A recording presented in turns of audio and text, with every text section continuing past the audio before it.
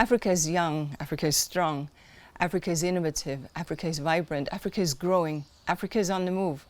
But climate change is also on the move and holding the continent back. At the Africa Climate Summit, which we held here in Nairobi earlier this month, we saw an absolute determination by heads of state and by all participants on ensuring that Africa and the continent was offered up as a real solution, because it is on this continent that renewable energy can be produced. It is on this continent where industrial development can take place. It is on this continent where you have innovation and creativity.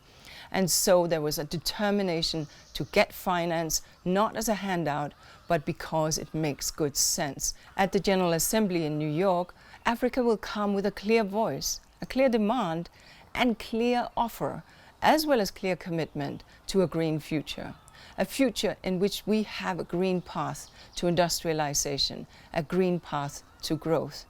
And of course, women hold up half the sky, and so it's absolutely critical that we, wherever we are in our societies, take our rightful place in employment.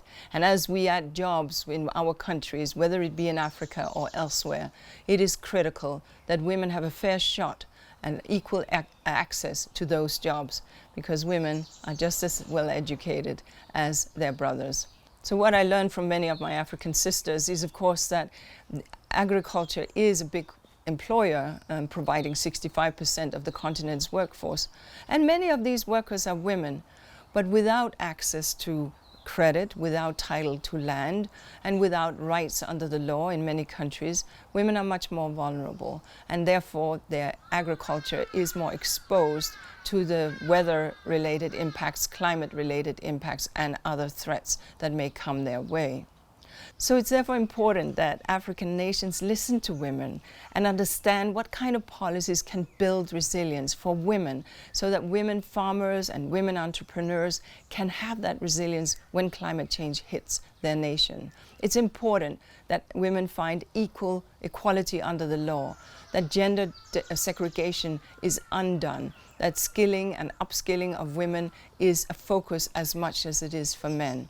It is important that we support the transition to a formal economy, that we establish incentives not just for the already formal economy, but for those incubators and startups and smart companies by women CEOs and leaders, so that these women have the same chance as their male brothers to succeed in the economy.